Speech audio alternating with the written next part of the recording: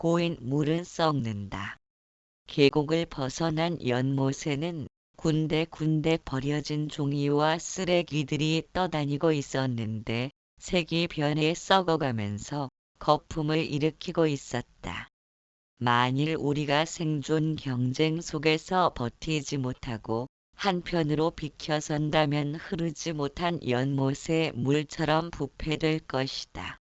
두렵다는 생각은 미래의 희망을 잃어버린 마음이 일으키는 분노일 것이다. 세상은 끝없이 순환하기에 오직 진행하는 과정만이 존재할 뿐 그것이 멈추어지는 일은 결코 없을 것이다. 세상을 구성하는 지수화풍의 4대 요소는 항상 출렁거리는 까닭이다. 흙은 부서져 티끌이 되려 하고 물은 흐르고 불은 솟구치며 바람은 이리저리 흔들린다.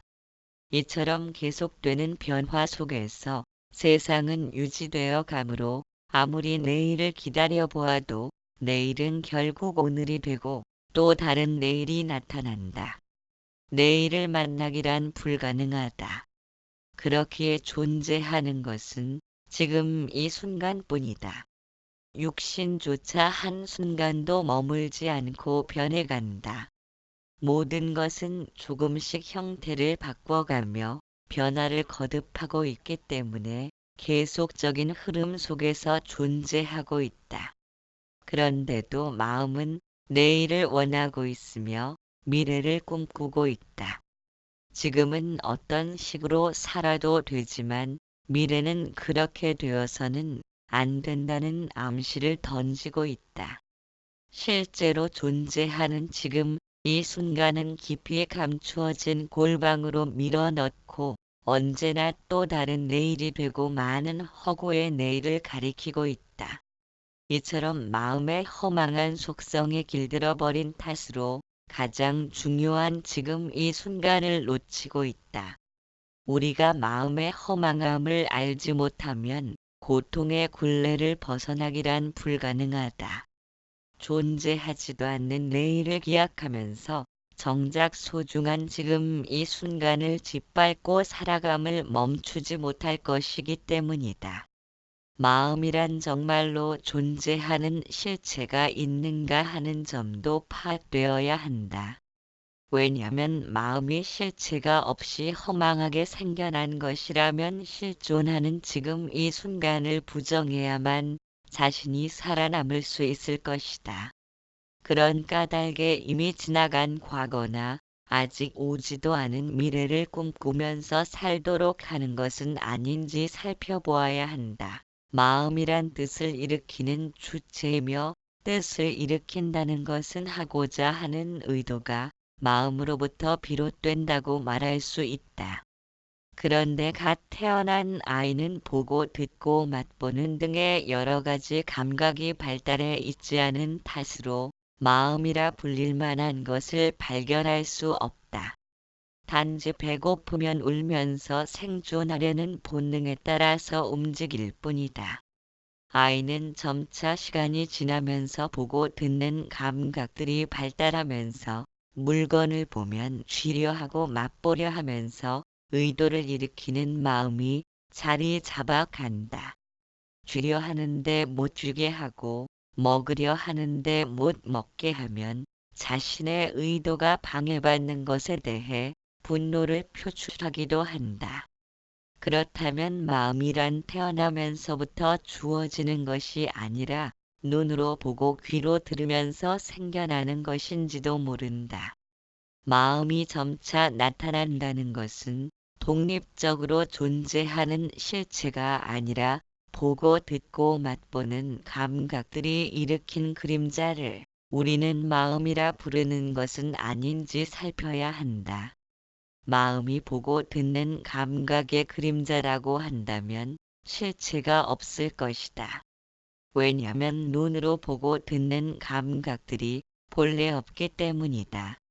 왜냐하면 우리가 보는 것은 사물을 본다고 생각하지만 색상에 의해서 파악할 뿐이다. 무색 투명한 기체를 볼 수는 없기 때문이다. 그러나 색상이란 빛의 파장에 의해 나타나는 것이다. 프리즘을 통해서 보면 여러 가지 색상이 나타나지만 그것들이 실제로 존재하는 것은 아니고 빛의 파장이 길고 짧음에 따라 색상이 변하는 것이다. 물질을 구성하는 입자인 원자를 쪼개면 핵과 전자가 나타난다. 핵의 주위를 도는 전자의 수치인 원자 기호로서 어떤 물질이 되는 가가 결정되기 때문에 모든 물질은 전자의 숫자가 많으냐 적으냐에 따라 달라지는 것이며 물질이 자체로서 존재할 수는 없다. 이것은 나무이고 저것은 굴이라고 하는 것들이 실상은 전자의 숫자가 많고 적음을 보는 것이지 실제로 존재하는 나무나 구리를 보는 것은 아니다. 우리들의 시야는 제한적이라 두 개의 사물을 동시에 초점을 맞출 수가 없다. 그런 탓인지 마음도 또한 마찬가지라 손을 베인 사람이 다리가 부러지면 손의 통증은 사라져버린다. 만일 마음이 허망하지 않은 실체라면 갑자기 통증이 사라져버리는 일은 있을 수 없을 것이다. 마음이 허망한 그림자라는 사실을 분명하게 알아차리면 우리의 삶의 태도는 달라질 것이다. 가령 연인과 오랜 동안 애지중지하며 지냈는데 연인은 이미 다른 사람을 사랑하며 위선으로 대했음을 발견했다면 자신이 어리석었음을 깨달을 것이다. 한순간에 그 사람을 대하던 삶의 태도가 바뀐다. 마음이 허망한 그림자로 이루어진 것을 내 마음인 줄 알고 살았음을 발견한다면 한 생각으로 인해 삶 전체가 달라진다. 마음이 요구하는 모든 소리에 대해 과연 그러한 요구를 들어야 하는지를 점검하면서 살펴볼 것이다. 이제 마음을 객관적인 상태로 놓고 바라보는 것이다. 산을 넘고 나면 또 다른 산이 나타나고 하루도 마음 편히 지낼 날이 없을 것처럼 살면서 끊임없이 도전을 받는다. 삶은 여러 가지 문제들을 손에 쥐어주면서 사라지고 있다.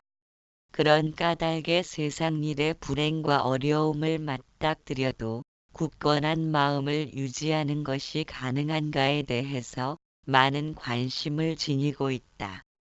마음의 평정을 유지하려면 불행, 슬픔, 고통, 죽음 같은 현상도 삶의 일부라는 사실을 받아들여야 한다. 그런 사실을 받아들인다 해도 홀로 왔다, 홀로 사라져야 하는 존재이기에 덧없는 삶을 피해갈 수는 없다. 주변을 여러 가지로 치장해도 결국은 액자 속에 만찬에 지나지 않는다. 그렇게 내 마음을 바로 보기가 힘든지도 모른다. 마음까지 허망한 존재라면 우리는 과연 무엇을 믿고 의지해야 하는가? 그런 와중에도 인간은 그처럼 짧은 생 동안에 자신의 삶을 변화시킬 수 있는 무한한 가능성을 지닌 존재이기도 하다. 본래로 괴로움 자체인 삶이라고 하지만 한순간에 모든 것을 변화시킬 수 있는 한 생각의 출현이 언제든 자리 잡고 있는 까닭이다. 인간이 불행한 이유를 살펴보면 불행의 원인이 따로 존재하는 것이 아니라 상대적 빈곤감에 의해 불행을 진다는 사실을 알 수 있다. 상대적 빈곤감이란 알고 지내던 사람이 갑자기 엄청난 재물이 생기거나 졸지에 출세를 한다면 자신은 초라해지고 행복하지 못하다는 느낌을 받는다. 이제 그는 불행한 것이다. 그런 현상은 우리가 언어로 이루어진 상대적인 세계 속에서 살고 있는 까닭이다. 언어는 항상 이것과 저것과의 비교를 통해 자리 잡은 탓으로 언어관념이 깊숙이 마음에 내재되어 있기에 타인과의 비교를 통하여 행과 불행이 모습을 드러내는 것이다. 행과 불행에 웃고 우는 것들은 실존하는 것에 의해서가 아니라 언어로 이루어진 가상의 관념에 의해 마음이 기만당하는 것이다. 그래서 선진국이나 후진국이나 부자나 가난한 사람이나 할 것 없이 행복과 불행이 공존하는 것이다. 따라서 우리가 알고 있는 기쁨과 슬픔은 단지 언어로 이루어진 산물이다. 자신의 마음을 지켜보지 못한 채 슬픔에 물들어 있다면 그것은 종이 위에 슬픔이라는 단어를 써놓고 그것을 바라보며 슬퍼함과 같다. 그런데도 우리는 실제로 그렇게 하고 있다. 그만치 언어로 물든 내면을 지녔다는 의미이다. 또한 내 몸의 일부처럼 사랑하던 사람이 자신을 떠난다면 몸 전체가 그것에 반응할 것이다. 절망과 상실로 인한 좌절감으로 시리에 빠질 것이다. 몸 전체가 깊은 구렁으로 빠지는 것과 같은 절망감에 쌓일 것이다. 아무리 다른 곳에 관심을 가지려 해도 솟구쳐 올라오는 슬픔의 감정을 주체할 수는 없을 것이다. 이것은 무엇 때문인가? 마음이 과거를 흘러다니면서 기억을 끄집어내고 다시는 그와 같은 행복감을 맛볼 수 없다는 상상력으로 인해 슬픔에 물든 것이다. 그런데 도저히 물러설 것 같지 않던 마음의 아픔도 얼마간의 시간이 흐르면 상처가 아물 듯 치유되기 시작한다. 슬픔의 실체가 있다면 시간과는 상관없이 마음은 항상 슬픔에 물들어 있어야 한다. 그러나 마음은 기쁨과 슬픔에 물들지 않는 물건이기에 아무리 힘든 고통일지라도 인간은 적응하거나 극복할 수 있다. 떨쳐내야 할 슬픔이라면 마음의 허망한 속성을 이해한다면 빠른 시간 내에 회복될 수 있다. 그와 같은 마음의 속성을 안다면 우리는 세상에 물들지 않으며 세상이 스쳐가고 있음을 안다는 것이다. 우리는 속이 텅 빈 피리와도 같은 존재들이다. 유유자적하게 살아가도록 마음의 실체가 없는 때문이다. 그런데도 물들지 않는 마음을 물든다고 생각하면서 고통의 굴레를 벗어나질 못한다. 손을 휘저으면 허공은 아무런 저항도 없이 받아들인다. 허공은 자신을 가르는 손의 움직임에 대해 집착하지 않기에 우리는 허공의 품에 안길 수 있다. 허공은 마치 모태와 같다. 삶이 지나쳐 가도록 마음은 허공처럼 어떤 모습도 지니고 있지 않음에도 우리는 한꺼번에 모든 고통에서 건져줄 무언가를 찾고 있다. 여기서부터 첫 단추가 잘못 끼어진 탓으로 삶은 고통으로 얼룩지기 시작했다. 결국 고통을 만들거나 벗어나거나를 결정하는 것은 생각의 다스림을 통해 이루어진다. 생각을 다스린다는 것은 마음을 정복한다는 말도 될 것이다. 인간은 마음을 정복하기 위한 수많은 길을 생각해냈고 그것을 실천하고자 무수한 노력을 기울여왔다. 내 마음을 정복하는 그것이 바로 세상을 정복하는 길이기도 한 때문이다. 마음을 항복받으려면 생각을 다스리고자 하는 배후의 생각을 살펴야 한다. 고통의 굴레를 벗어나지 못하는 원인은 물들지 않는 생각을 물드는 생각인 줄 알고 희로애락의 늪에 빠진 것이다. 생각을 다스리고자 하는 생각은 이미 물들어버린 생각이다. 이와 같은 생각으로 인해 생각이 물들지 않음에도 물든다고 생각되어지는 것이다. 생각을 다스리고자 하는 의도는 행복과 불행에 기반을 둔 마음이다. 무의식적으로 행복과 기쁨을 향하여 나아가려는 요구가 생각을 다스리려 한다.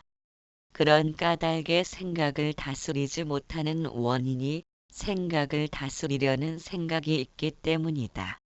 즉 다시 말하면 완전해지고자 한다면 여전히 불완전한 상태로 존재하는 것이라는 사실을 납득해야 한다. 생각을 정복하려는 마음과 정복당하지 않으려는 두 마음이 싸우고 있기 때문이다. 이처럼 마음이 분리되어 서로 쫓고 쫓기는 관계라면 갈등에 쌓일 수밖에 없다.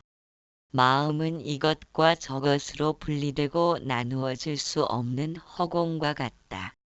아무리 슬픈 일을 겪어도 시간이 지나면 마음은 회복되기 때문이다.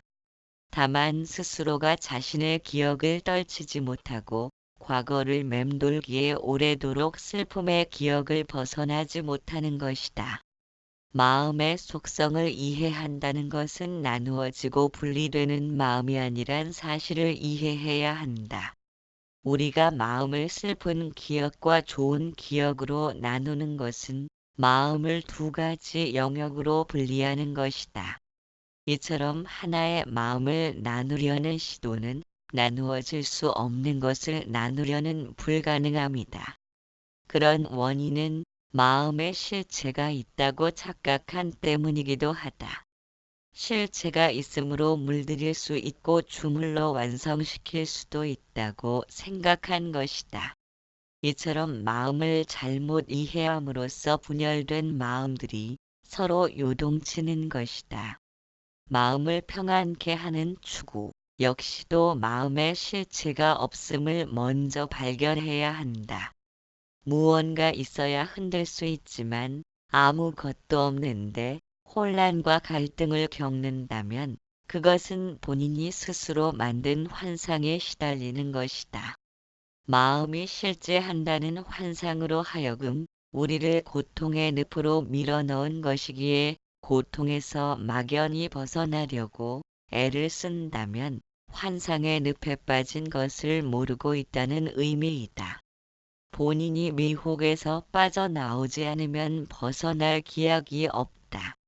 마치 북쪽을 남쪽으로 알고 가는 사람과 같기 때문이다. 그래서 마음의 실체 없음을 볼 수 있는 안목이 열려야 한다. 마음은 우리의 시선을 미래의 어딘가로 향하게 한다. 과거 기억을 떠올리는 순간 그 즉시 미래의 옷으로 갈아입는다. 과거를 통해 미래를 상상하는 것이 마음의 작용이라 할 수 있다. 그렇기에 마음은 지금 현재에 뿌리 내리지 못한다. 과거와 미래로 향하려는 초점을 지녔기 때문에 행복과 불행에 젖어들면서 마음이 요동치는 것이다. 마음 길이 아닌 다른 것에 목표를 지니고 추구함은 옳은 일이라 할 수 있다. 그러나 마음을 정복한다거나 마음의 평화를 추구하고자 하는 목표를 지닌다면 그것은 이미 한 마음이 둘로 나뉘어져 다툰다는 의미이기에 첫 단추를 잘못 낀 것이다. 사진을 찍는 것은 지금 이 순간을 담아낼 뿐이다. 마치 그와 같이 접하는 모든 것을 눈이라는 카메라로 사진 찍듯이 바라보아야 한다. 그것이 지금 이 순간의 고삐를 놓치지 않고 마음의 특성인 과거와 미래로 향하려는 움직임을 제한하는 것이다. 우리의 시야가 지금 현재에 초점을 맞추고 있다면 내면의 지켜봄을 놓치지 않고 있다는 의미와 같다. 지금 이 순간의 초점을 놓쳐버린 마음은 거짓된 마음이다. 지나간 과거와 오지 않은 미래에서 움직이는 까닭이다.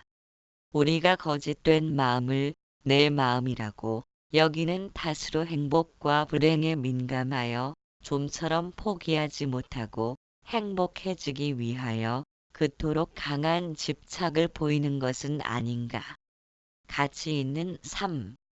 올바르게 사는 것이 훌륭한 삶이고 진실한 삶이라고 알고 있지만 몸은 쉽사리 따라주질 않는다. 그렇게 살다가는 남에게 짓밟히기 십상이고 또 남들보다 많은 손해를 감수해야 한다. 올바르게 사는 길을 가로막는 장애는 바로 나와 남이라는 분별 때문이다. 남들보다 더 잘 살아야겠고 남들보다 더 앞서야겠는데 하는 등의 나와 남이라는 생각은 어쩌면 올바른 삶으로 이끌지 못하는 가장 근원적인 부분이다. 그러나 조금만 깊이 생각해 본다면 나와 남을 구분 짓는다는 것이 얼마나 어리석은 일인가는 금방 헤아릴 수 있다. 예를 들어 어린아이한테 장난감을 주었다가 뒤로 감추면 아이는 놀라서 어쩔 줄 모른다. 그러나 장난감이 가봐야 결국은 방 안에 있을 것이고 어디 멀리 갈 수 없다는 사실을 안다면 성내거나 슬퍼할 필요는 없을 것이다. 심지어는 생사의 모습이 구름이 생겨나고 사라지듯 실제로는 하나라고 한다. 우리가 볼 때 저 사람은 살아있고 이 사람은 죽어서 사라졌다고 하지만 높은 안목으로 보면 살아있는 것도 죽은 것도 아니다. 단지 차원의 변화만 일어났을 뿐이다. 물과 얼음처럼 상태가 바뀐 것이지만 본질적으로 물이란 성품이 변화된 것은 아니다. 그렇다면 우리 역시도 본질적인 성품이 존재하기에 탄생도 있고 죽음도 일어나는 것이다. 오늘이 있다면 어제도 있었을 것이고 내일도 있을 것이다. 과거 생의 육신은 지금과는 다를 것이므로 육신이 본질은 아니다. 그렇다면 마음이 본질일 것이다. 지금 사용하는 마음은 현재 생에서 만들어진 환경과 조건으로 이루어진 것이다. 그렇다면 우리가 익히 아는 마음 외에 생사를 초월하여 존재하는 다른 마음이 있다는 의미가 된다. 인간은 누구나 할 것 없이 육신과 정신을 지니고 있다. 그렇게 육신의 마음과 정신의 마음을 지니고 있다. 정신이란 영혼과도 같은 의미이며 정신도 마음을 지니고 있다. 그런데 육신의 마음만을 위주로 생활하는 것은 정신의 마음을 잃어버리고 사는 것이다.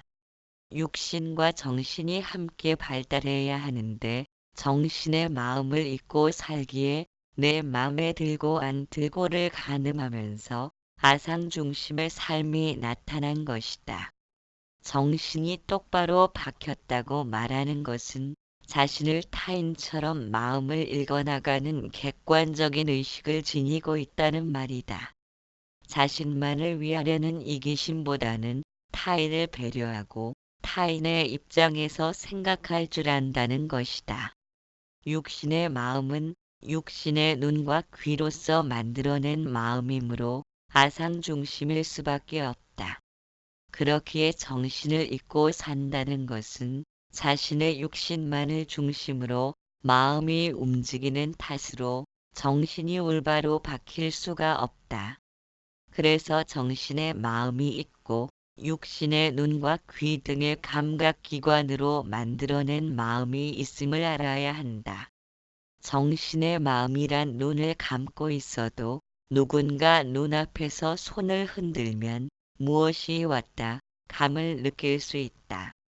그 말은 눈에 보는 성품은 감거나 뜨거나 관계없이 항상 보고 있다는 것이다. 그처럼 항상 변함없이 깨어있는 성품이 정신의 마음이다. 반면에 육신의 마음이란 우리가 일상적으로 사용하는 마음으로 사물을 파악하고 분별하는 것이다. 육신의 마음은 형상과 모습에 의존하므로 대상이 나타나면 주의를 기울이지만 사라지면 소멸하여 잠잠하다. 마음은 이와 같이 정신의 마음과 육신의 마음이 존재함에도 우리는 정신의 마음을 그다지 의식하지 못하고 있다. 구름의 형상에만 집착함으로 허공을 바라보지 못함과 같다. 초점을 육신의 마음에만 맞추고 있다면 정신의 마음은 자연 소홀해진다. 스크린에 배우가 있다면 배우의 얼굴을 보느라 바닥에 뒹구는 낙엽을 보지 못함과 같다. 우리들 마음 역시도 빛깔과 소리에 집중되어 있어 정신의 마음은 도외시 되고 있다. 그렇기에 번뇌를 일으키고 갈등과 혼란으로 고통받는다. 정신의 마음은 대상과 경계를 따라서 일어났다 사라졌다 하는 생멸심인 육신의 마음과는 다르게 언제 어느 때건 간에 항상 존재하는 마음이다. 호라슈에 건전지가 있어야 불을 켤 수도 있고 불을 끌 수도 있다. 생멸심이 일어났다 꺼졌다 하기 위해서는 반드시 정신의 마음이 존재해야 함에도 불구하고 우리들 의식이 육신의 마음인 생멸심으로만 초점이 맞추어졌기에 정신의 마음을 살피기 위해서는 산만한 마음을 가라앉히는 수행을 해야 한다. 흐린 물에는 바닥이 무엇으로 이루어졌는지 볼 수가 없다. 흐린 물을 고요히 오래 두면 점차 맑은 물이 되면서 바닥을 볼 수가 있는 것과 같이 맑은 물과 흐린 물이 본래 두 가지 모습이 아니다. 흐린 물 속에는 맑은 물이 존재하는 것이다. 마음의 평정을 유지하기 위해서는 이해와 실천의 두 가지가 겸비되어야 한다. 마음이 불편하다고 해서 마음을 맑히려고만 한다는 것은 흐린 물 속에는 이미 맑음이 존재한다는 마음에 대한 이해가 부족한 것이다. 아무리 맑음만을 원한다 해도 보고 들으면서 비교와 의도를 통해 흐림이 나타나기 때문에 가능한 일이 아니다. 그렇기에 내 마음의 맑음을 원한다는 것은 흐림과 맑음을 제각각 구분 지으려는 어리석음이라는 사실을 납득할 수 있어야 한다. 밝은 대낮과 같은 허공만을 원하는 사람은 없을 것이다. 허공은 그 무엇에도 물들지 않으므로 밤과 낮의 교차함을 아는 까닭이다. 우리는 마음도 이와 같아서 흐림과 맑음이 교차한다는 것은 어디에도 물들지 않는 심성으로 존재하고 있다. 마음이 불편